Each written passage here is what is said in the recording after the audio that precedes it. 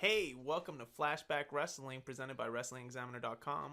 I'm your host, Wesly and Anthony Avendano. I'm being joined today by my co-host and brother, Anthony Avendano. Anthony, say what's up. What's up, guys? So, this is episode 2, guys. Last week, we covered Stone Cold Steve Austin. It was our first episode, so bear with us. It was fun. I had a lot of fun. It was, we looked back on Austin's career, touched on a few key parts. Not all of them, but a few of them. We had a lot of fun. We played some name game and stuff like that. But this week, we're going to take a hard left, a super hard left. We're going to cover the king of hardcore, Cactus Jack, Dude Love, Mankind, Mick Foley himself. We're going to start episode 2 off with a bang bang. Nice. I like that pun. Right? You got to go with a good pun, dude. So, let's just get right into it, dude. Mick Foley's career started in 1983, so he started way, way back in the day, dude. He worked a lot of independents. Obviously, people know he's famous for his death matches and stuff like that. Mm-hmm. But where his career really took off... WCW. WCW. 1991, dude. When he shows up to WCW in 1991, he comes in as Cactus Jack. And, oh, man. Honestly, looking back at those matches, because obviously this weekend I knew we were going to do him. So I went back and watched a few of those matches, just like I know you did. He doesn't fit in that WCW era, dude. No, he doesn't. He does not fit in. It's just like, okay, bunch of bullshit. Cactus Jack in a bloodbath match or something just gruesome. And then it's just like, okay, back to, childish stuff. Like, no disrespect to WCW. I've been in a real WCW mood lately, dude, so I've been watching WCW a lot. But just watching it back, the one thing that always stands out to me is just Cactus Jack matches. He does not fit in there, dude, because he's so edgy, which always makes me think, like, how did WCW waste that? Like, I never understood why they never gave him a bigger push in WCW. I mean, how did you ever feel about his WCW run? I think it was just too early for him at the time. Like, they were focusing not really on characters. They were focusing on more, like, realistic... Because they wanted to be the opposite of WWE. So with Cactus Jack, I guess maybe they found it too gimmicky. But that's the thing, though, because Cactus was gimmicky, but I feel like he was real at the time, too. The promos he cut, there was just, like... He was different. He wasn't cookie cutter. He was definitely not cookie cutter. That's what I'm saying, and I think like they just WCW, and that's probably why they ended up going out of business. I mean, that's actually exactly why they were mismanaged. And let's be honest, WCW never made stars except for Goldberg. They took stars, and then they had good writers to write. In that era, I feel like Ric Flair made stars. Ric Flair made Luger. Ric Flair made Sting. Ric Flair made stars. WCW. I don't know, dude. It's to quote the man himself, Mick Foley once said, "He's not good of a writer as he is a wrestler. He wished that Ric Flair was a better writer than he was."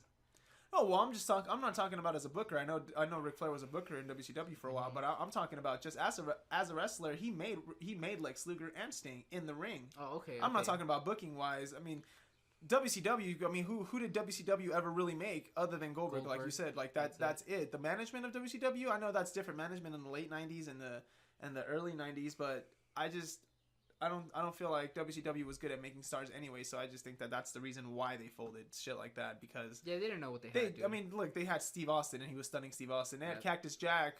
And Mean Mark Calloway. Like they had Terra Rising. They had guys on their roster that would eventually shape the Attitude Era that they just mismanaged, and I definitely think Cactus Jack is one of them. And I mean, now that we're already talking about his crazy matches, so let's just touch on it. The most famous match probably that he had in WCW is the Texas Death Match with Vader. Yep, the one at Halloween Havoc 94. 93. I'm sorry. Ooh, getting my dates mixed up.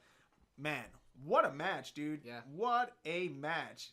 Just even if you've never seen the match, just watch Mick Foley watch Cactus Jack walk away at the end of that. Yeah, dude, he went through bloodbath, dude. Bloodbath, guys. Oh my god, I recommend it 100% on the network. Go in it. Halloween Havoc 93. It's worth the watch. It is definitely worth the watch. After WCW though, Mick Foley shifts his attention to a little more extreme promotion, ECW. Well, actually, he goes to Japan and ECW. Right. So he's doing a little split shift there. And in ECW, he kind of takes a little bit different turn. And I like his ECW character. I think his ECW character I think it was super creative. I think the whole I'm hardcore, and then him purposely Not putting on being headlock. hardcore, Yeah, yeah. not being hardcore. I think that's just putting genius. on wrestling matches. Yeah, and shit yeah, putting when on you wanted to headlocks see- and yeah. putting on, you know what I'm saying, rest holds and stuff Yeah. like that. I think that's genius, That's dude. amazing, dude. The fact that he could do that, and then I just feel like that's super underappreciated at that time, and I just think like, ah, man, that was genius to me. And ECW is notorious for having been the place right before, you know what I'm saying, the guys hit their stride, and I think maybe it's just a lucky coincidence, or maybe ECW, you know what I'm saying, like kind of created that culture, you know what I'm saying, like that's they cultivated that almost. Like Austin, like I said, stopped right in ECW, got his promo skills up, dipped out to WWE, WWF at the time, became the biggest star in the business. It's kind of the same I thing think you for would Mick go Foley. to ECW to hone your skills, and then when you were ready, you would go to one of the big two promotions, and that's what people don't remember about ECW. They forget that it was kind of developmental before there was a developmental. Really, you know it what I mean? is, and that's why, I mean, if you watch NXT nowadays, it still feels like It still feels like ECW, because yeah. ECW, I think, before we knew it subconsciously, we always knew it was developmental, especially when the stars like Mick Foley and Stone Cold and the Dudley Boys and stuff like that started going up to WWE anyways. But after ECW, then we get to the big picture, the main event for Mick Foley, the WWF. Vince didn't want to sign him. Really? Vince did not want to sign him, dude. Yeah. He was like, he thought he was like, he didn't get it. He was like, why am I just gonna bring this stunt guy in to take bumps? Like, he's not a character, he's not anything. And it actually took JR to convince. Yeah, I was Vince gonna say to it was a bring- JR sign, right? Yeah, Yeah, JR. JR. I've heard JR speak about that on his podcast. So JR signs him because he needs an opponent for the Undertaker. Taker's already run through all the heels on the roster. He needs somebody believable, somebody that can go up against him. So he suggests, hey, let's bring in Cactus Jack. Obviously, Vince didn't like Cactus Jack, though. Vince doesn't like anything that he doesn't create. Yeah, exactly. So he takes a look at Cactus Jack. Cactus could have worked initially, and I think it was a big fuck you to WCW when they ended up bringing Cactus back in the later years. In the Triple H Yeah, program. because I think that was definitely like a whole, hey, look, we can make it work better than you can make it work. But anyways, so he doesn't want to bring Cactus in, so they develop this Mankind character, and Mankind wears a leather mask, pulls out his hair, lives in the bowels of every building that they're at, plays with Schizophrenic. rats, he's schizophrenic, has this crazy music on it when he comes out, but then when he wins his matches, it's a peaceful piano melody playing in the background while he rocks gently and pulls his hair out. So, needless to say, the Mankind character was not controversial, but definitely out there. It's nuts. It was nuts. He was supposed to be, I honestly don't know what he was supposed to be, like a mental patient mixed with Leatherface, mixed with I don't know what. But it made an impact. I remember the Mankind character, and I don't remember being scared of him, but I just remember thinking like, holy shit, that's a crazy motherfucker. You know what I'm saying? Like, I wouldn't want to be in the ring with him. So, as Mankind, his initial feud, like I already said, is The Undertaker, but he really makes a bang in that feud, dude. He really comes in, and him and Taker have some really classic matches, some stuff that people hadn't seen at the time, really, from Taker, or really in WWE as much in that era. They had that classic Boiler Room Brawl. Right. Yeah. And then that itself is something we hadn't ever seen before. Then they have the match where, actually, that's the match itself, actually, at SummerSlam, right? Where Paul Bear turns on him. Turns on Taker. Was that on SummerSlam? I thought it was SummerSlam. It might not have been. I don't remember, to be honest. But either way, he gets Paul Bear to turn on Taker, so that's major. But I'm not sure if I liked when they gave him Paul Bear. Why is that? I don't know. I just feel like, no disrespect, but I just felt like anybody that, other than Kane, anybody that Paul Bear ever like managed just was never gonna be the Undertaker, was always gonna seem like a step down. I just wasn't a big fan of. I could see that. Yeah. You know what I'm saying? Like, I like the Uncle Paul skit, and I like the whole little the stuff that they did with Goldust. That was a really, you know what I'm saying? Like, I don't want to say controversial, but it was really like revolutionary almost. Yeah. The little interactions that they had with him and Goldust, and he was calling him mommy and stuff like that. Like, I remember It was out there for the time. it was super out there, much like the whole Goldust and Mankind character. But I don't know. Anyways, I just didn't like Mankind and Paul Bear for whatever reason.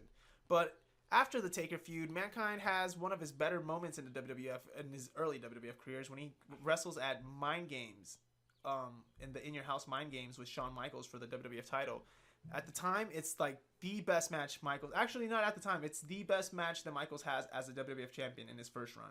Hands down. I don't think anything gets close. I don't consider the match where he wins it as a part of his reign. You know what I'm saying? Yeah, that's before the reign. reign. That's before That he doesn't actually count, reigned. yeah. As in his actual title reign, hands down, the Mankind versus Shawn Michaels match at In Your House, Mind Games, 1996, is the best absolute best match that Shawn Michaels has as a champion. And I think a lot of it has to do because their styles just mesh so well.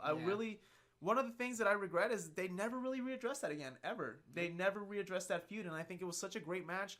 Why wouldn't you want to readdress that and make it longer, you know what I'm saying, touch on it again? I mean, maybe it's because, not maybe, obviously it's because when Mankind becomes a bigger star, Michaels isn't in the company anymore. He's not there no more. Yeah, he's not there anymore. Yeah. So, I mean, that's one of the ones where I definitely wish we could have seen a little more. We just could have addressed it later on. Yeah. But, anyways, a little bit after that, Mankind stops being Mankind. Yep. And we get the Dudester. Mm-hmm. Dude Love. The story behind Dude Love is apparently Mankind saw Mick saw Shawn Michaels, and they were just talking in the locker room one day, and he told him, "Hey, you know what? Like, I used to be you. You're the character that I was originally supposed to be, or whatever. When I started wrestling, yeah, I wanted to be you. I wanted to be, you know, like the man's man, like the one that all the girls wanted, and all the ladies' man, and all this. You know what I'm saying? Like, so." He tells, I guess he hears and he's like, well, yeah, what was it supposed to be? And he tells him, I was supposed to be Dude Love. So I guess somehow Vince hears about it and they decide, hey, let's bring out Dude Love. So Mankind actually gets to be Dude Love, his alter ego. Yeah, so if you're keeping since teenage years. Yeah, so if you're keeping count at home, guys, that's Cactus Jack, his original wrestling gimmick, or at least the one he makes it big with originally. Then there's Mankind, the WWE version of him. And now WWE's spinning him off into Dude Love too. So that's 3 alter egos. I can't ever remember a superstar. Yeah, a superstar or a scenario where even under the same banner, you were even, because later on they would obviously bring Cactus Jack into the fold too. So that's 3 personas in one promotion, really played by the same guy. And then they even had him in that Royal Rumble. Where he played where he entered 3 times. All 3 times. And dude, that idea was so genius and so revolutionary. It was awesome, yeah. I wish, honestly though, from a kayfabe standpoint and just a logic standpoint and in a psychology, he should have won that match. You get 3 shots at it. You gotta win that match, dude. You gotta win that match. You got 3 cracks at it, and you're, you know what I'm saying, a future champion as it is. You gotta win that match, Mick Foley. To me, I think that there's no other wrestler in sports entertainment, whatever you want to call it, that has the range that Mick Foley does. He succeeded in all 3 gimmicks, and he made all 3 gimmicks legendary, dude. They're all iconic in their own different way, and he's the only fucking wrestler to this to this day that could say that. Who else could say that? Yeah, and then, like I said, and he had a lot of I don't know what the word is exactly I'm looking for. I don't want to say subtle, but yeah, I guess it is subtle. He had a lot of subtle like effects on the business that a lot of people don't realize that he did. Like a lot of the matches and a lot of the stuff he did kind of set off the Attitude Era. Like he was a huge part of the Attitude Era. The match he had with Triple H, the match that he has with Hunter Hearst Helmsley on that episode of Monday Night Raw, I think is in '97 as Cactus Jack, where they go through the table. When they cut the legendary promo. Yeah, when Triple H, when Cactus Jack first comes out at Madison Square Garden. Yeah, I remember that. You know what I'm saying? The way that they debut it is classic, and then that match itself, that moment of him putting Hunter through that table, that's iconic in itself. They put it in the video game in that Attitude Era, you know what I'm saying? In one of the 2Ks not too long ago, where you were doing the Attitude Era storyline, that was part of it. Like that was one of the key parts of it. You know what I'm saying? The run that he had as a tag team with Terry Funk when he was Chainsaw Charlie, that's classic. You know what I'm saying? The match that they had at WrestleMania 14 with the Outlaws, they put the Outlaws over. If you really look at it, the Outlaws got put over by 2 teams: the Legion of Doom. Yep. And Cactus Jack or Mick Foley, Mankind, whoever it was, and Chainsaw Charlie. Yeah, that's who put them over, dude. You're right, dude. Meltzer gave him 4.5 stars at WrestleMania 14. Wow. You know what I'm saying? Damn. That match that they have. That's pretty crazy. I didn't know it was that high. Yeah, dude. It was a great match. It was, you know what I'm saying? It's highly respected. But you know what I'm saying? Like, that's the stuff that it gets overlooked. Right. It gets overlooked. Dude. It's good. I think at the end of the day, what it was, dude, Mick Foley was never Jordan, you know what I mean? Like he never had the reign as the and guy. he was never, you know, the but crazy he didn't thing, have to be. Dude. He was never even Pippin either. Yeah, dude, he wasn't. He was never either. There were so many other people, you know, ahead of Foley, but he played a really good backbone. You know what I mean? Like he had that company, and he made sure that it would stay afloat in a weird fucking way. You know what I mean? Like, no matter what, you could always count on I feel Mick like Foley if we're to go. doing basketball analogies, I feel like Mick Foley's like the Dallas Mavericks. That one Dallas Maverick team that just got like, they got the championship and everyone's like, we fucking love Dirk. We love Dirk and Mark Cuban. We got you guys, you bastards. Oh, yeah. And they just like live off that legacy. No disrespect to Mick Foley. Like, he's put in so much work, just like Dirk Nowitzki had at the time. They put in a lot of work and they deserve it. But it's just like that one thing where like Foley's hey, dude, he's a 3-time WWE yeah, but his champion. combined title runs are like 20-something days or something like it's that. not You know that what I'm saying? long, It's dude. not very long. You know what's but crazy? the moments, you know what I'm saying? The moments is what gets it. That's You want to know what's crazy though? He only held the hardcore title once. and he's the one most closely associated to it. Yeah, that's so He's crazy. the one yeah. the most closely associated to that title was Mick Foley. You would think he would have gotten it more times, but no, dude, it was just one time. But yeah, Mick Foley is somebody that I think people, I'm sure people like know what he did for the business, but he definitely needs more clout. 97, 98, Mick Foley is one of my favorite times of Mick Foley because he starts, they bring back Cactus Jack, he starts doing Dude Love, and I just love that stuff. But then, in 99, or late 98, 99, Mick Foley starts to transition yet again into a more corporate. He starts to go Corporate under, Foley? corporate Foley. He starts going under Vince McMahon's wing, and he starts wearing the bow tie, and he starts wearing the shirt, the collared shirt, and he said he wears it because he looks professional. yeah, he looks professional, and that's when he gets awarded the hardcore title. And man, was that a nice run! I enjoyed that run too, man. dude. And then the double turn, see, that's what I'm saying again. Overshadowed and overlooked and underappreciated. That double turn is so underrated. The double turn at Survivor Series '98. All right, so let me ask you this then. Why don't people? Why does Foley get under? Like, why is he in the back of people's mind? Why is he overshadowed? Why is he overshadowed? Yeah. Oh, but just unfortunately the time that he was in, dude. And like I said, he just wasn't the prototypical superstar. And then obviously the time that he was in, Austin was higher than him, Triple H was higher than him, The Rock was higher than him.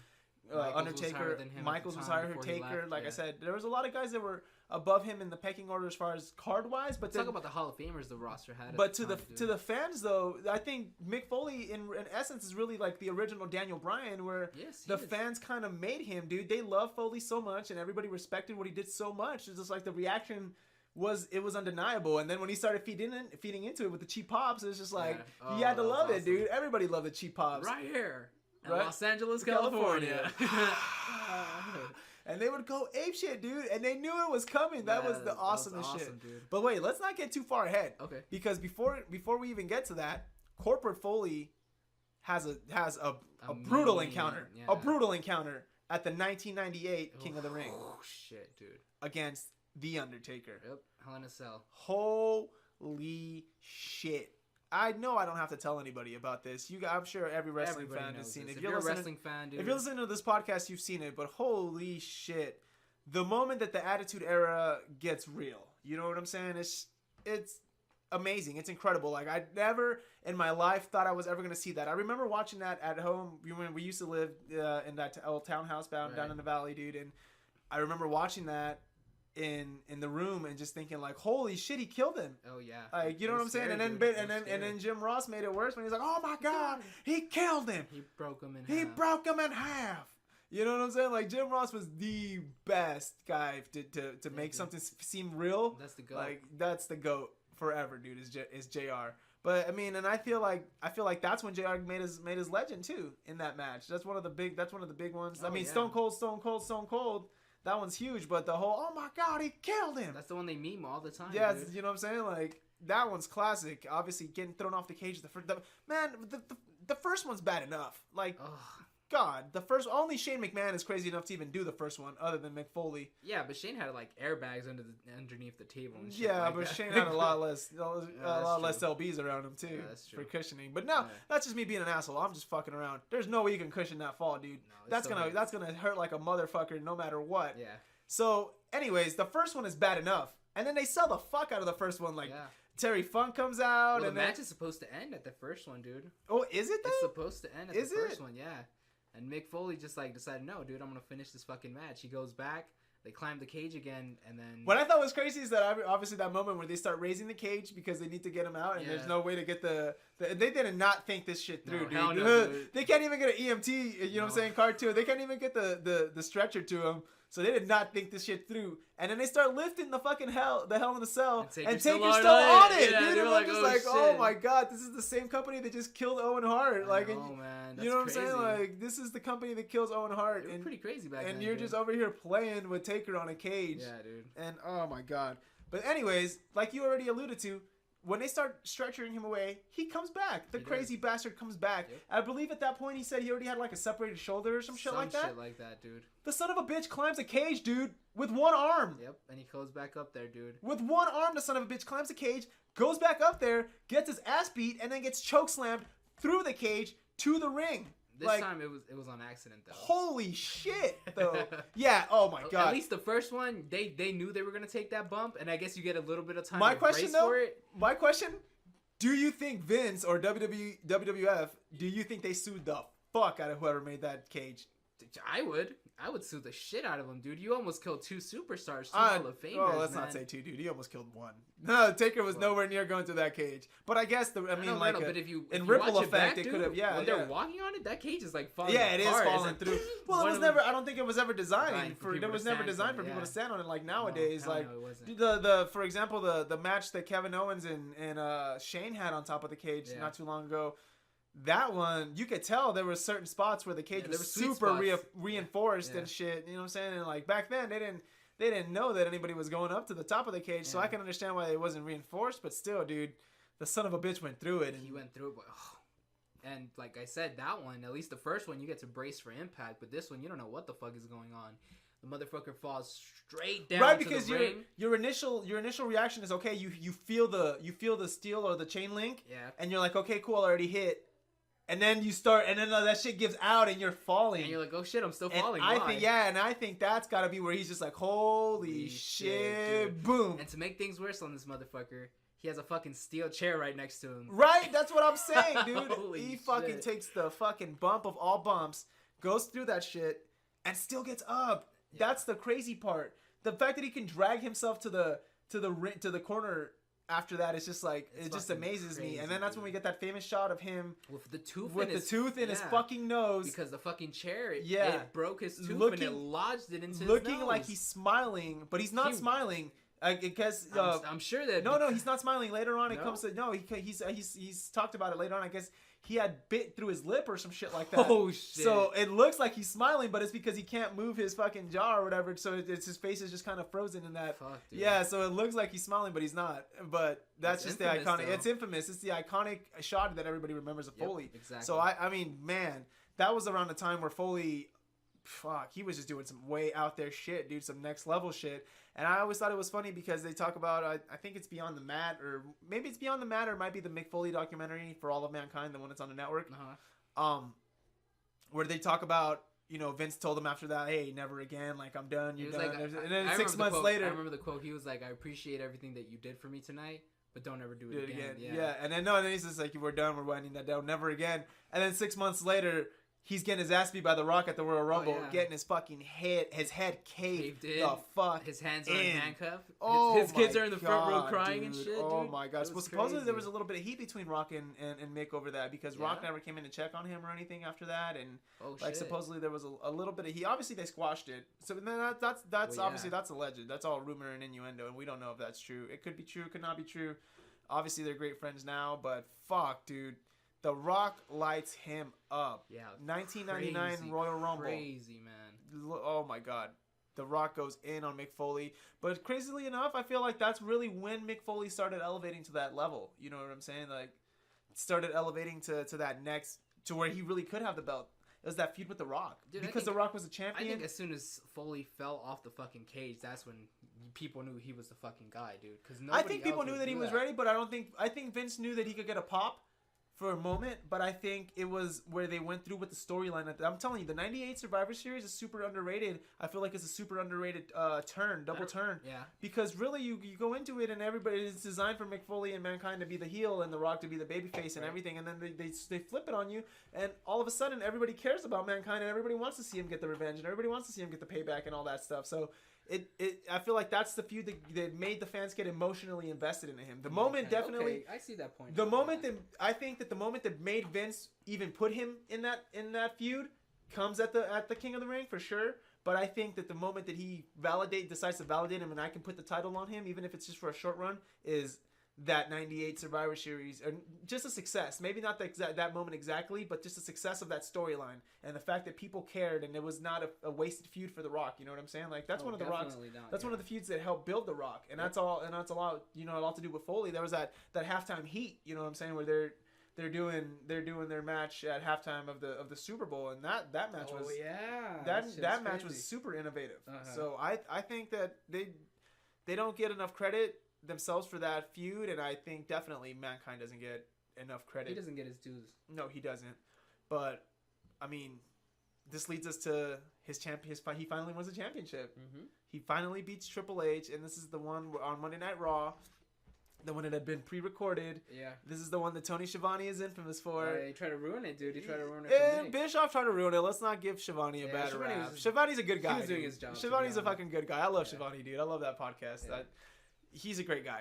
Schiavone didn't mean to do it, but he still did it. He still delivered a famous line. Hey, guys. So we know that tonight, Cactus Jack, or no, who used to wrestle here as Cactus Jack. Mick Foley, who used to wrestle here as Cactus Jack, is going to win their world title. That's going to put butts in the seats. Yeah, the infamous butts in the seats line. And the crazy part is Schiavone goes in and says that Bischoff obviously gave him the instruction to say that, but the butts in the seats was all Schiavone off the cuff. That was a shoot line. He admits it, but he says that they told him to say something. They told him to bury it. So he was being a company man. He was doing his job. Mm-hmm. You know, he did what he had to do. But yeah, that was a fail. You know, that was super. That was one of the. What they did was they did promo for the. They did a promo. Yeah, everybody goes back and says that's one of the most boneheaded. And like I said, it's not Schiavone, because Schiavone didn't go out and say, hey, he didn't go. You know. Start going into business for himself and say, hey, I'm doing this. No, it was Bischoff's call to do it. But what a stupid call, because in doing that, everybody who's watching WCW Monday Nitro said, I'm sure out of curiosity, you just click the channel. I don't care who it is. I don't care who it is. I don't care what promotion it is. If I know a title switching hands, I'm gonna sit there. I'm gonna sit there and watch it. Even just out of curiosity to see if it's true. And not just that, but you're sitting there and you're telling me, oh, hey, you remember Cactus Jack? You know what I'm saying? Any WCW... Oh, yeah, I remember that crazy bastard. What is he doing now? Oh, he's going to be the world champion in WWF? Yeah. Holy shit, I got to watch this. Yeah, that's true. Yeah. You know what I'm saying? Like, it doesn't make sense. But I guess when you're in the heat of the moment, you don't think it through like that. Nope. But, God, in hindsight, what a horrible fucking decision. Because, like I said, everybody switches over. They get a mean-ass switch after that. And everybody watches Mick Foley defeat... Well, who does he take down? Triple H, right? Triple H, I think. Takes down No, he does not take down Triple H. He takes on The Rock. Was it The Rock? Yeah, remember Stone Cold comes out.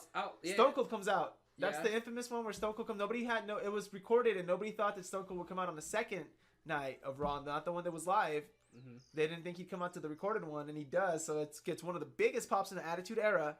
Stone Cold comes out, picks up the chair, bashes the fuck out of The Rock's head with it. The Rock goes down. Mick Foley gets the 1, 2, 3. New WWF champion. The roster comes out and they pick him up in his shoulders. No, it's not the roster. It's DX. DX was out in ringside. Was it DX? And oh my God, what a fucking moment. I remember watching that, and as a kid, I didn't give a fuck. I didn't know what preempted was. I didn't know why the fuck Schiavone knew. I just knew that he knew, and that he said it.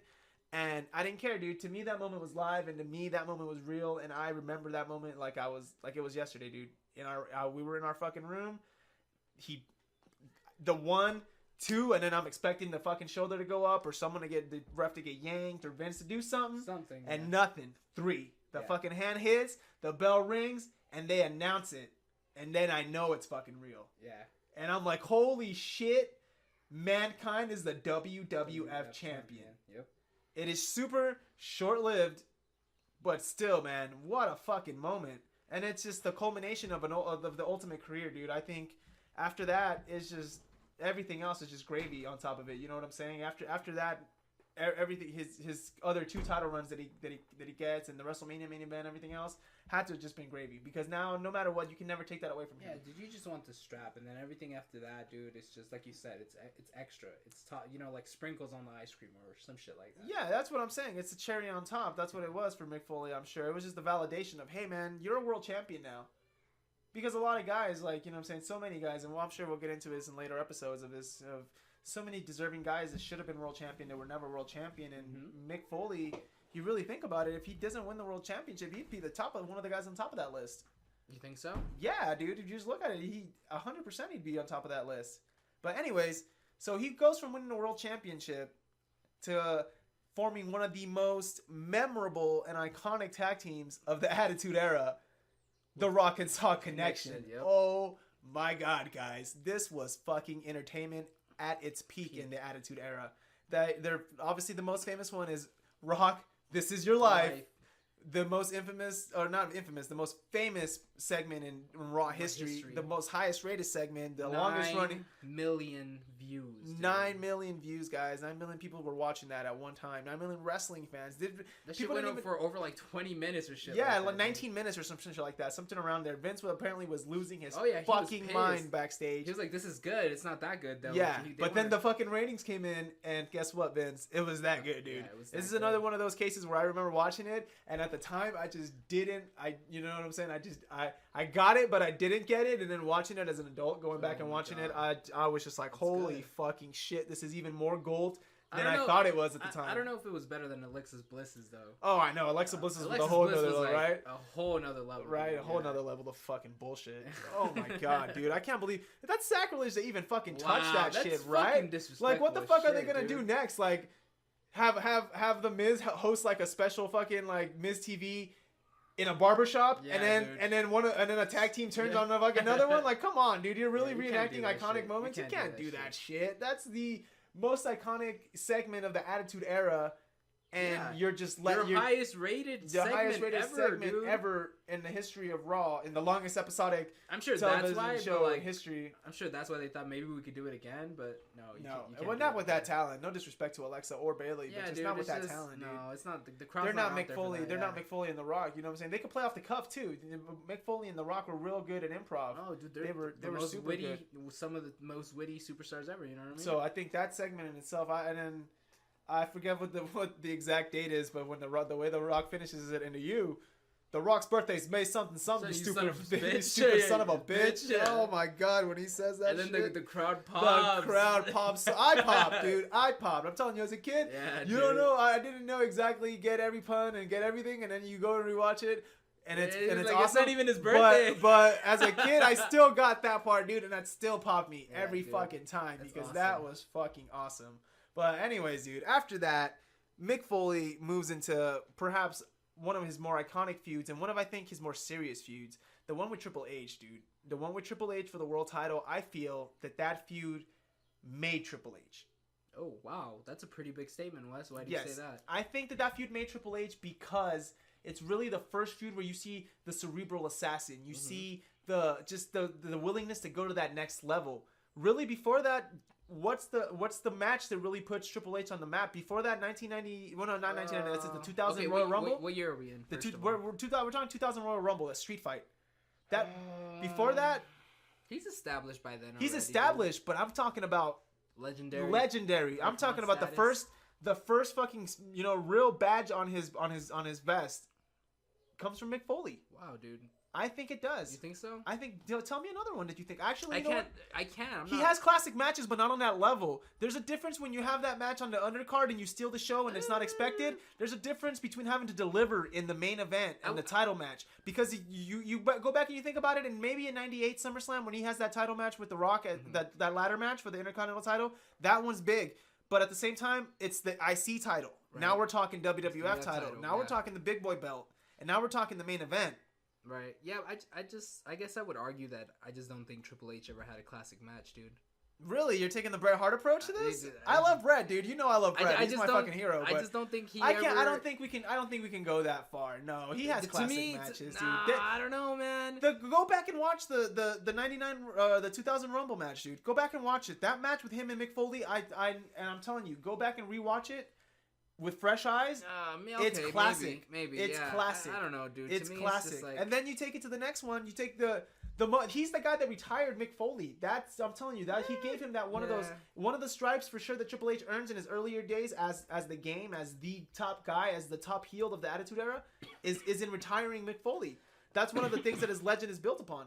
You know what I'm saying? Always. That's true. He's the guy that retired Mick Foley. They're still playing on it to this day. You know what I'm saying? Like a year ago when he was the GM of Raw, or the commissioner of Raw. No, the GM. When he's the GM of Raw. Wait, Foley? Yeah, Triple H. Commissioner. Yeah, no. Commissioner Foley. No, that's after. That's Attitude Era Foley, Commissioner Foley. GM, yeah. GM. Oh, the McMahons are the okay, commissioners okay, now. You're right. So, anyways, when he's the GM, Triple H is still playing on their old rivalry. You know what I'm saying? That's how classic it was. I think he made Triple H. I think he made the game. Wow. I think he made the game. Not made him, but I think he put him over. He was the first guy that gave him that stamp of, you know what I'm saying? Okay, you beat one of these guys. Because the minute when he turns from Mankind to Cactus Jack, shit gets real, dude. Shit gets really real. Yeah. Shit gets real. The Triple H sells the fuck out of that. When he goes from Mankind to Cactus Jack, Triple H is like, he's seen a fucking ghost. Dude, like, yeah, holy shit. Like, oh yeah. And storyline made sense too, because who does Cactus Jack fight one of the times in his debut in a WWF? Hunter Hearst Helmsley. Yep, yeah. So it makes sense that he would, So I just always like that. That's one of my favorite ones, but obviously that's the one that leads to the end of his in-ring career, or what we thought would be the end. Yeah. When he loses the retirement match. At the time, I remember thinking he's gonna win because that's just the way WWF works. Yeah. I don't know if kayfabe wasn't completely dead to me, but it was on life support, and I started picking up patterns and noticing shit, and people talking shit. Start being assholes and start trying to shatter your dreams. Wrestling's fake, So I already kind of had that notion.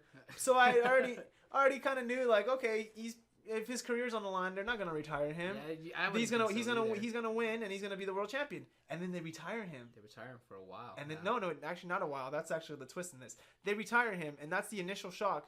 Then an out of shape Mick Foley comes back for the main event of WrestleMania 2000, and the worst, most overbooked main event that WrestleMania had up to that point. The McMahon in every corner. The Rock versus The Big Show versus Mankind versus Triple H. Wow. I don't even remember that, dude. WrestleMania 2000. I don't remember that at all. Really? I don't. Yeah, it's out of my mind right now. Yeah. The main event of that WrestleMania happens like that's like the least memorable Mania to me, dude. Now that I think about it. Not really. There's actually a big memorable thing. Okay, what's a big memorable thing at 2000? 3 teams, 6 guys, 1 match. Oh, you're right. You're right. That not was even 2000? Not even TLC, homie. Oh, we're talking pre-TLC. Just the tornado ladder match. Oh, the 3-way ladder match. Yeah, dude. Fuck, dude. That was the best match, the main event, I guess everything of WrestleMania 2000. I don't really think about WrestleMania 2000. WrestleMania 2000 is it's one of the obviously the worst WrestleManias for a reason. What is WrestleMania 2000 like? 16. 16? Yeah. Huh? Yeah. Okay. 16. It's a letdown. Maybe that's why. Yeah. It's a forgettable WrestleMania. Except for that, yeah. Yeah. But anyways, yeah, that happens, and he gets to achieve one of his dreams, one of everybody's dreams, one of CM Punk's dreams. He gets the main event. He gets the main event WrestleMania. Now I know it's not a traditional main event. He doesn't get to go 1-on-1. He doesn't win. He doesn't really have a Mania moment. Well, he kind of does. It's a botch though. He had gotten so out of shape and overweight that he tries to do the running elbow off the apron to the announce table, and he kind of fucks it up. Wait, let's stop right there. Can we just acknowledge that Mick Foley has one of the best fucking elbows in the business? Best fucking elbows, dude. That little fucking spin. That little spin that he does right before, not the arm, the little cocking motion that he does right before he drops it. I love that shit. Dude, I just love the wind up, that little wind up, everything. The way he runs right before he does it. I just think he had But that's probably, to be honest though, that's the reason he can't fucking walk now. Oh, yeah, he dude, had hip surgery. Well, he just had hip surgery recently, and I heard supposedly he's moving around a lot better, which is really good, and I'm glad to hear that, but shit though, dude, the fact that he even has to have hip surgery and all that is because of the crazy bumps that he was taking, and he took those bumps all the way to the end of his career. He would always do it on concrete. Always, dude, always. But anyway, so that wrapped up Mick Foley's in-ring career for a while, and obviously you already alluded to it. He comes back as a commissioner for a while. Yeah. One of the best authority figures, I think, in WWE history up to that point, and even after that, might be top 3, top 5. Top 3 to top 5 for sure. As the commissioner. As Commissioner Foley, one of the best. You know what I'm saying? One of the best. Commissioner Foley with the little gavel. Yeah. You know what I'm saying? I love that. And that's final. That was classic, dude. Yeah. That was absolutely classic. I loved it. I loved everything about it. I wish he wouldn't have, stopped it so long, but hey. And honestly, that Commissioner Foley is the one that brings tables, ladders, and chairs into it. Oh my. We got tables and ladders and chairs. Oh my! Yeah. He's the one. And really think about it. They spun a whole pay-per-view off into that. Yep, TLC. Off of Foley's words. Foley, off of much that Foley, I'm sure that's not his creation, and what I'm saying. Still, but it's a match that a lot of people relate closely to him because he's the one that delivered it. He's the one that unveiled it. Yeah. So that was definitely one of my favorite times was when Foley was the commissioner. But after that, Foley goes away for a little bit and eventually comes back to feud with a new generation of WWF superstars. And in that generation, there's a guy that specializes in killing legends such as Mick Foley.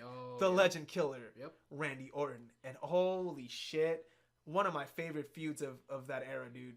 One of my favorite feuds. Randy Orton, at the time, the bravado, the arrogance, just everything about him, dude. He had it all, dude. He had it all, bro. He had it all. One of my absolute favorite wrestlers of the Ruthless Aggression era. Mm-hmm. Absolutely. I place him above Cena any fucking day, dude. Randy Orton. Really? And it's just as far as my personal favorites. As far as impact in the business, I realized that, Cena did his thing. Cena, well, he had more of a push, you know what I'm saying? Oh, yeah, I guess. But Orton, to me, was the total package. Could deliver it in the ring, had good promos. He gets a bad rap for being a little, you know what I'm saying, like, boring and a little slow and a little, you know what I'm saying, like, monotone and stuff. Like, he gets a bad rap. Let me ask you this, then. Could Orton sell cereal, though? I think depends what kind of cereal. I don't think he can sell fucking, Fruity Pebbles and shit. No, he can't sell Fruity Pebbles, but come on, dude. Could John Cena be the... Oh, yeah, he can. He could. I'm just playing. I'm just fucking around. I know he can. He could do better movies than... I mean, look.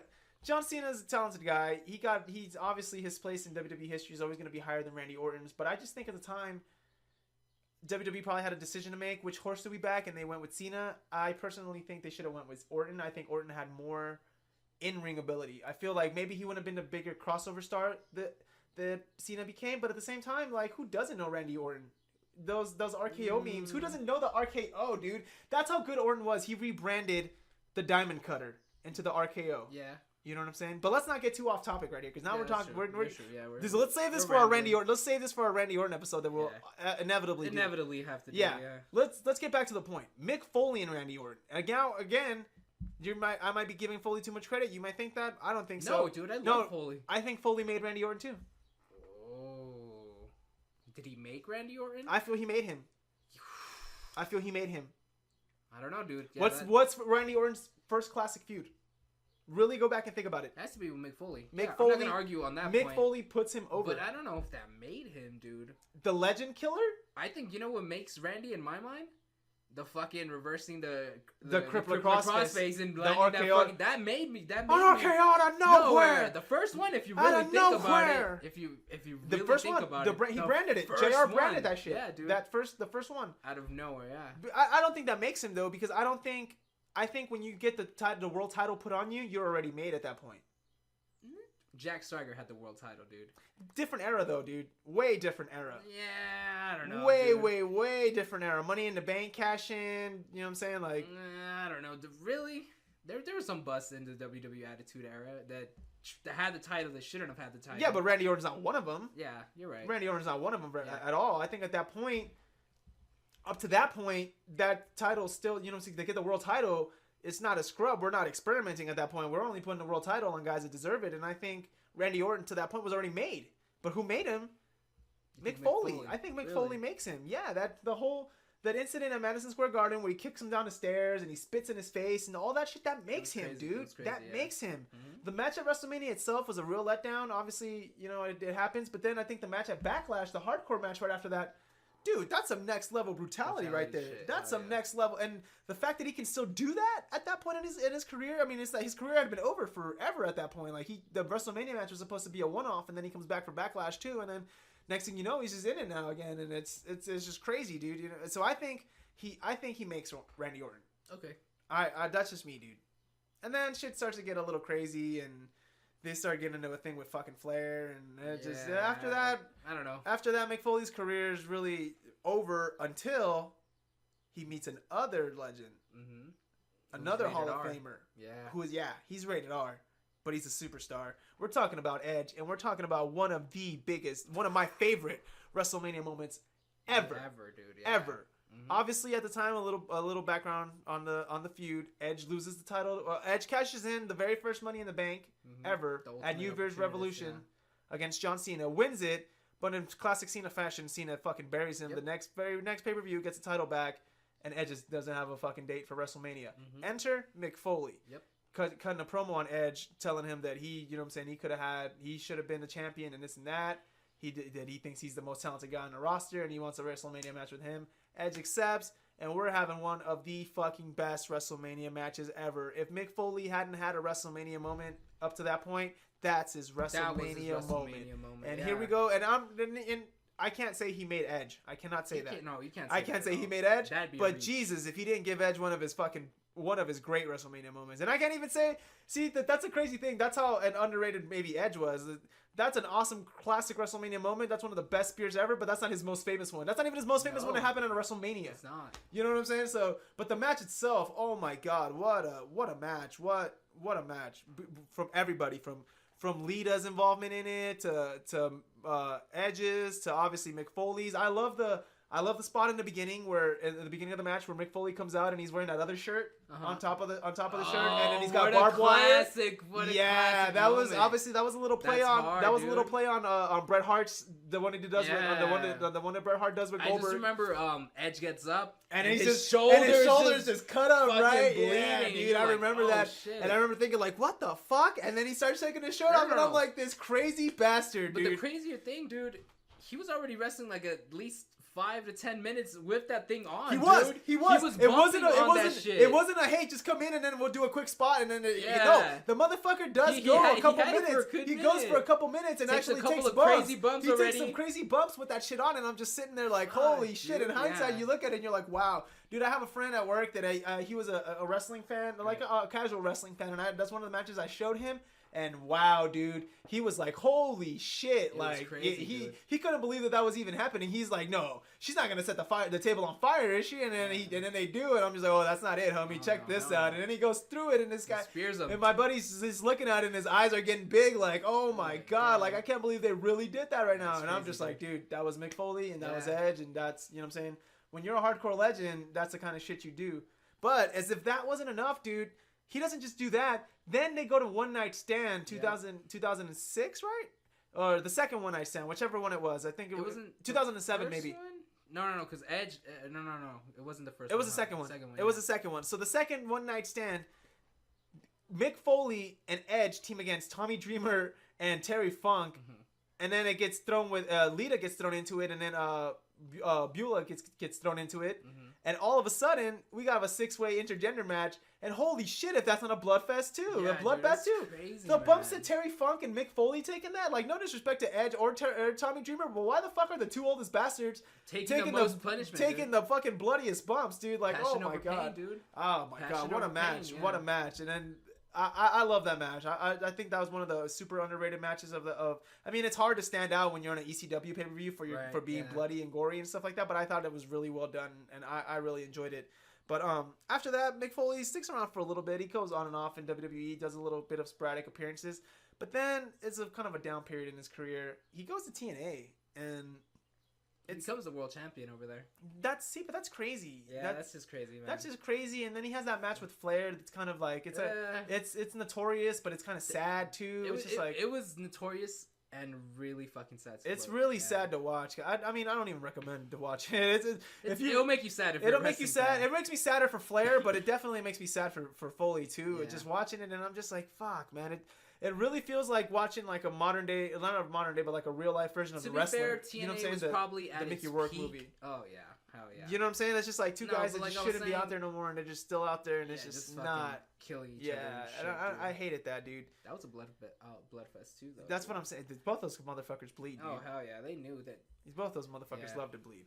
But anyways, that kind of wrapped up Mick Foley's career. Unfortunately, after that, he was never cleared again to wrestle by WWE.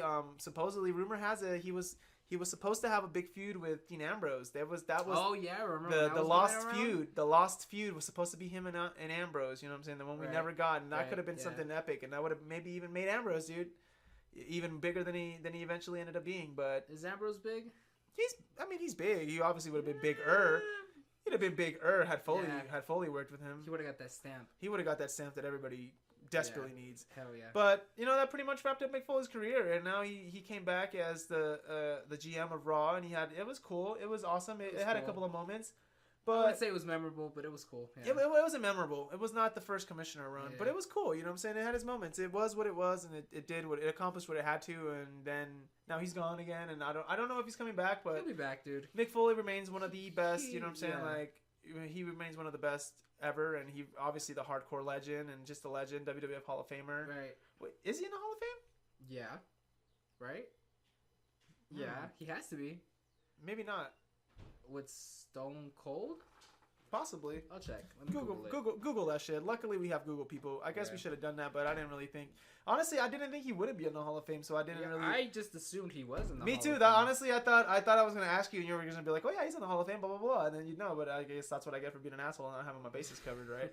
But anyways, dude, he's a legend. Definitely one of the best careers ever. One of the most one of the most miles definitely on a body ever. The most bumps that anybody is possibly ever taken, dude. Right. Maybe with the exception of Terry Funk, I don't think anybody in the business has ever taken as many bumps as Mick Foley. At least as many violent bumps as Mick Foley. All right, so it's coming up 2013. He was in the Hall of Fame. So he was inducted into the Hall of Fame. Awesome. So now we know, guys. He was a Hall of Famer. I think we might have forgot about him ripping his ear off, dude. We didn't talk about that. That happened in Japan. That happened in a death match with Vader. With Vader. And here's the thing: it happens short, I think like a week before a pay-per-view. I think it's like a bunkhouse or some shit like that they have later on. Or I'm not exactly sure what the WCW. Shit. It's a WCW pay-per-view. But if you look at the footage, it happens a week later, dude. Yeah, Vader accidentally rips his ear off, dude. So when he gets caught in the ropes, well, see, let's just jump into it because I'm done recapping Foley's career. That was fun. Let's jump into the games now, dude. This is the fun stuff. This is what I want to do. So let's jump into some memories, and then we're gonna get to that. That's a big memory. But let's start with, what was your first memory of Mick Foley, Mankind, and that you remember as a kid? What was the first time you remember seeing him? My first memory I remember was the legendary promo against Triple H, dude.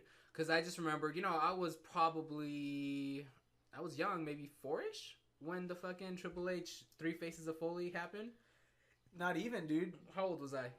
That was 97. You had to, you were only like 2 or 3. Yeah, 2 or 3. I don't know, dude, but that's the first fucking, that was the first fucking memory, and I was just like, aren't they the same guy? I remember. Well, I used to watch, I religiously, when you were that age, I was a religious WWF already fan for years. So maybe that's why it's just that's probably in my brain. That's probably it was probably on. It was you might remember that. You know, to me it was like something so fucking sick. I didn't understand at the time. Nobody understands. I was like, oh, I guess it isn't the same person. That's what I'm saying. Like that's just crazy. My first memory of Mick Foley is honestly, and it's crazy because it sucks. I don't want to be this guy that always goes back to WrestleMania 13, but that's like where a lot of my first memories come from. But that's my first memory of Mick Foley is WrestleMania 13, the tag team match with Vader against Owen Hart and British Bulldog. One of the best memories for me, for real, is like I said, that's the first time I see him. And the mask, I remember the mask, and I remember thinking at the time, is this like a team thing? Because I hadn't really seen Vader before. That was my first time watching, you know what I'm saying, the big time. So I remember the mask, and I remember seen Vader's mask, seeing Mick Foley's mask, and thinking like, and thought they were similar. Yeah, and I was just like, is this a team thing? Like, what is this? But obviously later on, I'd come to find out that no, it wasn't. No. It was just two individual things. Right. Which, and then in hindsight, I think it's so crazy that Vader and Mick Foley and Cactus Jack are like each other's main rival, biggest rival. Well, you could throw Sting in there for Vader and WCW. Right. But Flair, you know what I'm saying, Flair. But they're like each other's kind of key rival in WCW. And then it's funny because they end up being in a tag team match together at a WrestleMania for the tag titles. They don't win it, obviously, but yeah, I always thought that was pretty neat. You know what I'm saying? Yeah. So all right, so that was your first memory. What's your favorite memory of Foley? My favorite memory of Foley? Let's see. Favorite memory of Foley. It's gonna have to be when he took the bump off the fucking table. No, not even that, dude. When he took it on the bump with the table that was on fire, dude. I thought, to me, that's my favorite. Edge and Foley. Yeah, that's a big one. That's a huge one. I was so enamored by Foley's character at a young age, and to see this motherfucker come back, still have a great fucking match with Edge, and to see him just do that one more time. That's what it was, dude. After the fucking, after everything's said and done and shit like that, he took the crazy bump off the Hell in a Cell and everything. But to do one more, dude, to me, it's just like, this motherfucker's awesome. That's what I remember. That's what I remember about that too. I remember feeling like, I just remember feeling like proud. Yeah, as crazy as it was, I remember feeling proud at that time that when he came back and he did it. When he came back and he did it, I was just like, fuck yeah, Mick, you did it, dude. Like, fuck yeah, you stole the fucking show. Because I knew at that time, Mick fucking Foley. I knew, I was like, it might have not have been the best match, but it was, dude, it was a moment. You know what I'm saying? And I remember thinking that. I remember thinking like, fuck yeah, Mick, you got it, dude. You got the fucking moment. Yeah, it was eluding him for so long, and he finally got it. You know what I'm saying? Like, because at Mania 20, when him and The Rock came up against Evolution, it's such a shit match, dude. Shit match. It should have been bigger, and it just wasn't. You know, he flopped, and he was like, I'm not going out like that. Yeah, and that's why he came back at Backlash. Yeah. But my favorite moment. And it's crazy because yours is because of our age difference. You're 5 years younger than I am. 6 years actually, or 5.5.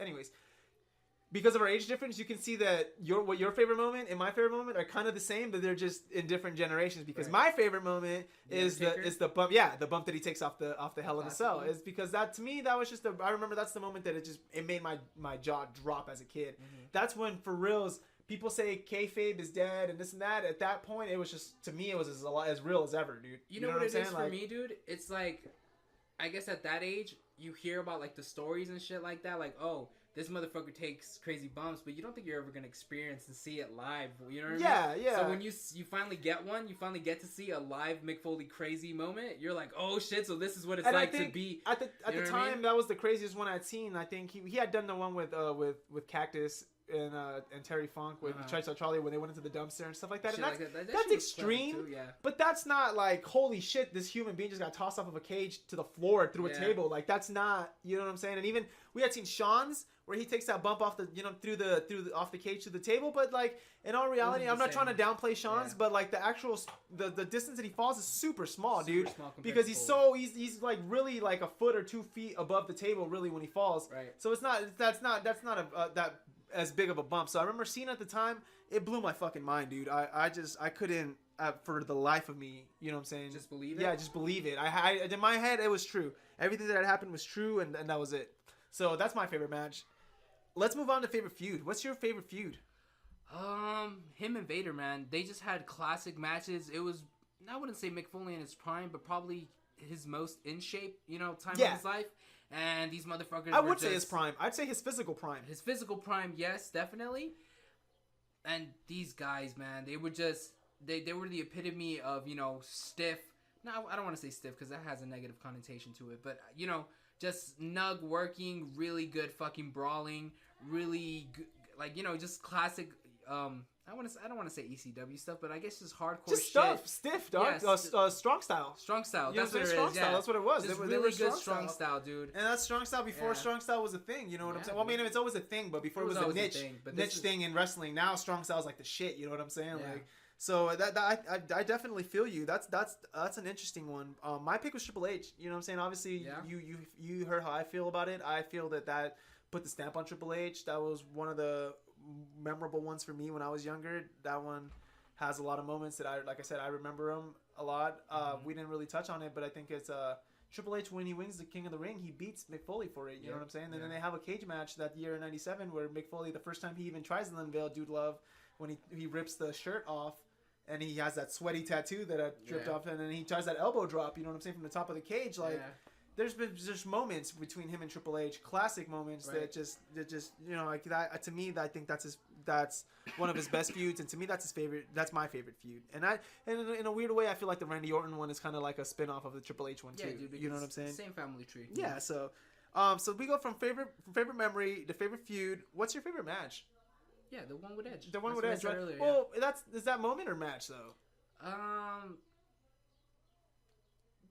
It's my favorite match, dude, just because of what it meant to me at the time. You know what I mean? Like, yeah, it's and I guess really pulled my. That's my bad because it's overkill in my part to even ask that because if you really look at it, my favorite match of Foley's too is the Hell in a Cell. So we're kind of just overkilling that. So let's skip that then. Let's do favorite, not favorite, but let's do feuds, fantasy matches that you wish you would have got. Let's just like last time. Let's do one of the Attitude Era or a timeline that it was believable where he was, either barely retired or, retired in.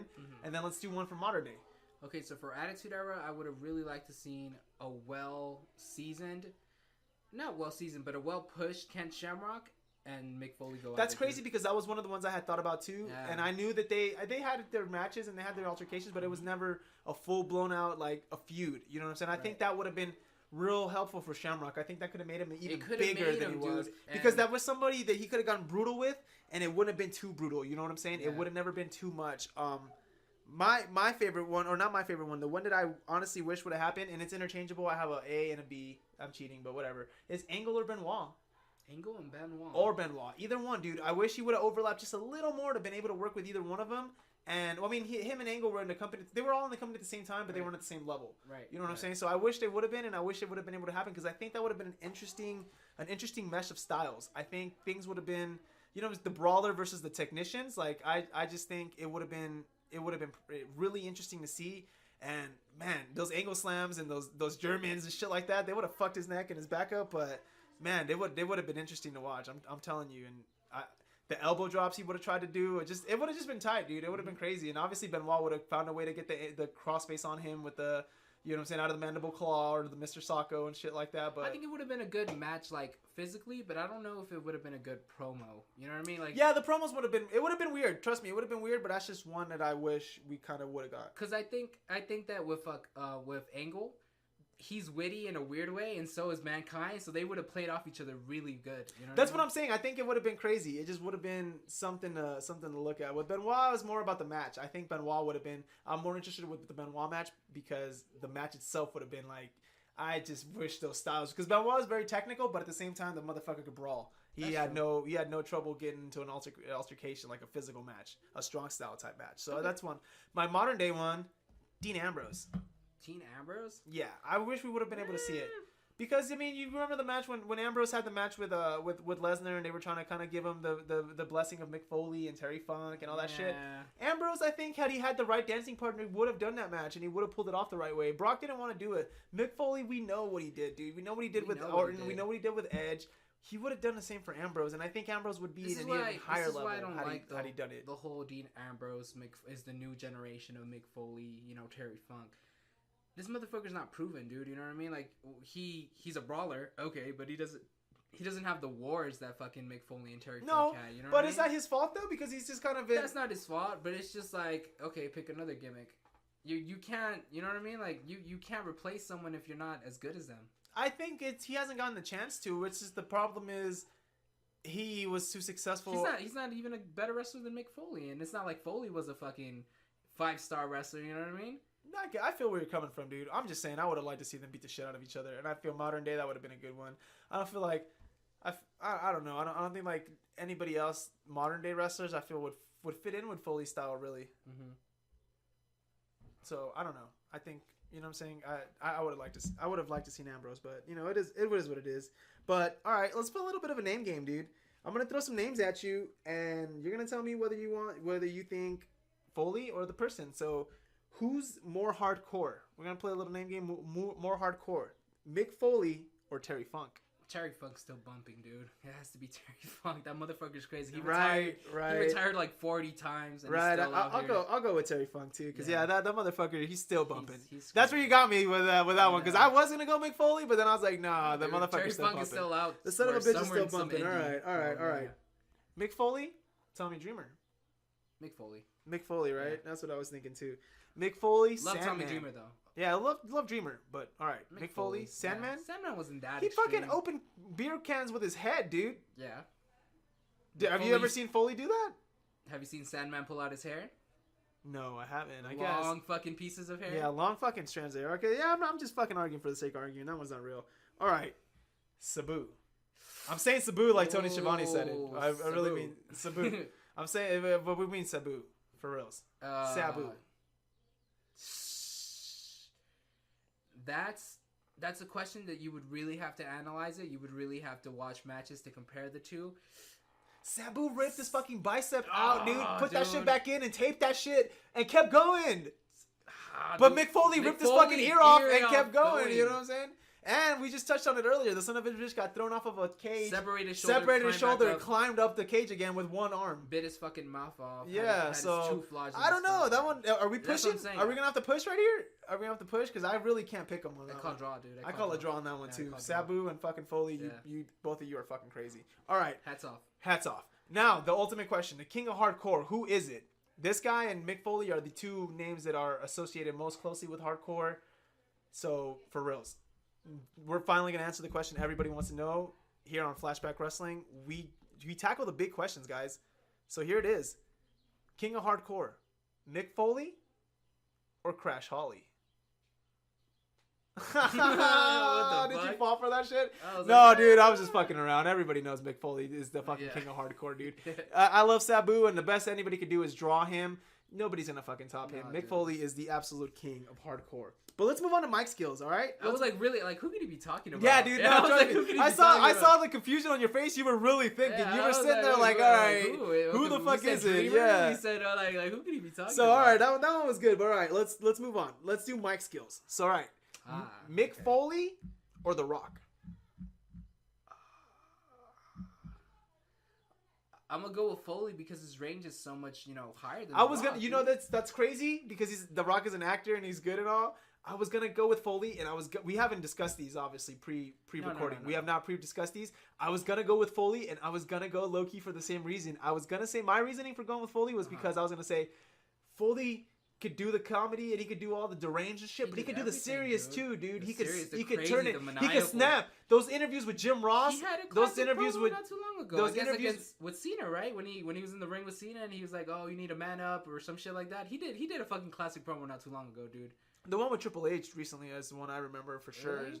I think the one where they were on for Survivor Series. That one was intense. But the one that I'm talking about is the one with the video packages that he did, the interviews, the sit-down interviews that he did with JR. Yeah. That one is the one that dude, really... I can't believe we glossed over that. You know what I'm saying? That, to me, that right there is something... And I love The Rock, and I love The Rock, but I mean, The Rock can't do that. He never did it, and he couldn't do that. You know what I'm saying? So to me, that's what always put Foley over him. I don't want to say Rock is one-dimensional, but he's definitely, he has his shtick and he sticks to it. You know what I mean? Yeah, definitely. But I mean, we love The Rock, but I'd have to go Foley over Yeah, I'm that. gonna say Foley. So Foley, Triple H. You see, so Triple H character is a little more complex. More complex, yeah. And the motherfucker is still delivering classic promos to this day. He still has it to this day, yeah. I'm gonna go Triple H. So dude. is Rock though, but okay, that's not a fair argument. I'm gonna go Triple H. Dude. You're gonna say Triple H? I'm gonna go Triple H over Foley. I would say Triple H just because if they were to cut a promo right now. Triple H wouldn't stumble and make. That's what I went with too. That was one of the things that I went with. All right, here's a crazy one. Here's a crazy one. Mick Foley, or what about me? What about Raven? ECW Raven only, exclusively ECW Raven. Oh, that's a good one, right? That's a good one, right? I always loved Raven, dude. I always loved ECW version of Raven. WCW's version with the Flock was real good too. It's crazy to think that out of the three companies that had him, WWE botched it the worst. But Raven was a super fucking at his time super innovative. Too, dude. He made CM Punk. Yeah, he kind of did, dude. He actually kind of did. CM Punk, Raven was the first guy that gave CM Punk that shot, that stamp of approval on the Indies and on everything. So he did make CM Punk. Now, back to it though. ECW Raven, was he cutting better promos than Mick Foley? Mick Foley or Mankind or just in general, all of them. All the faces of Foley. The fact that you're even thinking about it is a omen to fucking how good Raven ECW was. You know what I'm saying? ECW Raven was. I'm gonna go with Mick Foley just because he was able to bring it everywhere and elevate it to the next fucking level. For sure. I'm gonna go with Foley too, but fuck, shout out to Raven. The Raven ECW character. Jesus, dude. All right, well let's go with the ultimate guy on the stick with the creator. What about Mick Foley or Paul Heyman? Heyman. I was gonna say Paul Heyman Lee, can dude. freestyle promos. Yeah, Paul Lee can still do it, dude. All right, Attitude Era Legacy. This is some guys. I got a name. Okay, Jake the Snake Roberts or Mick Foley. Ooh, that's a crazy one, and I'm jealous that I didn't even think of that one. Pound for pound, Jake. Longevity wise, Foley. Yeah. Okay. Yeah. Same answer. You know what I'm saying? Yeah. It has to be. All right, legacy wise, name game. Okay. Kurt Angle, Mick Foley. In wrestling, who has the better legacy? Angle. Really? I would say Mick. Oh, you know what? No, Angle. You're right. As much as I want to say Mick Foley, I have to say Angle. Everything about Angle. Angle was the guy. Like I said, and he single-handedly. He single-handedly was... kept TNA alive for all those years. So yeah, you're right. Okay, well here's a crazy one. And then this next one. Obviously we know what the fucking caveat is, and we know what happened, but let's take that out of consideration. Mick Foley, Chris Benoit. Legacy. Let's take the fucking murderer shit out of it. Obviously, we know, dude. We know that. We take that out of it. you know what I'm saying? Like, who? Foley. Yeah, right? Foley would win, yeah. I love Benoit, but I think Foley got it too. All right. Mick Foley, Terry Funk. This is a little harder because Terry Funk was NWA World Champion, dude. Yeah, when being NWA World Champion was a thing, the thing to be. That's exactly what I was gonna say right now. Like, it's harder because obviously we're gonna have a bit of a bias because of our age range. But I think it's Funk. It's Funk, right? Business and it's whole, Funk. It has to be. It's Funk. Yeah, I didn't want to. I thought about that, dude. That was the one that really I sat and thought about, and I think to me that's why I was gonna go with that because it's Funk. It's Terry Funk, dude. It's Terry Funk. He had the bigger impact overall, easily. He's, like I said, NWA World Champion. All right, now here these last two are a little. I think Foley's over them, but I just think, you know what I'm saying, where do you think compared to Foley do they rank? The Big Show and Kane. Compared to Foley? Yeah. I just think... See, I really like Big Show. I think he's the greatest Giant of all time. And that's no fucking diss to Andre the Giant, dude. I'm wearing an Andre the Giant shirt right now. Yeah, you know that's not a diss. That's not a diss. Two different times, dude. You know what I'm saying? Two different times, two different eras. Obviously, if Big Show would have came before Andre, then they would have got all the clout that fucking... Yeah, you know, 100%, dude. 100%. But and he could Big cut Show's a promo. a way better wrestler than Andre. And a way better promo. Way better promo. He's more athletic. I don't know, dude. But as far as putting him over Foley... You can't, right? I can't put him over Foley now. Either. Even though Big Show's the only man to fucking hold But I respect the shit out of Big Show. Even though people are mean to him. Big Show is the only man to earn the whole WCW World Title, WWF World Championship, and the ECW World Championship. Only man to hold all three of them. All three of them, dude. All three of them. So the Big Show's a big deal. All right. What about Kane? I would say Foley, but Kane. Yeah, Foley, and then Kane is like right under there. Right under there, right? He's a good legacy. Yeah. He's a real good legacy. I didn't put any of the obvious ones, like, you know what I'm saying, like The Rock or Austin or Taker, because we would know that they were more important. They were more important in that time. So I went with different ones. All right. Well, here's the ultimate question, I guess, while we wrap up the show. The last question I have. What's the ultimate face of Foley to you? Cactus Jack, Mankind, Dude Love? I don't think Dude Love really throws in there, but Dude Love or Mick Foley? What is it to you? Mick Foley, dude. Really? Mick Foley, yeah, because at the end of the day, he put a little bit of... It was him. It was all him. He transcended everything, didn't he? He's a fucking... an icon who was ahead of the time everywhere he went. Everywhere. And when WWE was starting to get a little bit extreme, he said, fuck that shit, I'm gonna let my personality out, I'm gonna start being funny, you know what I mean? He stood out. He found a way to always stand out. He would always stand out.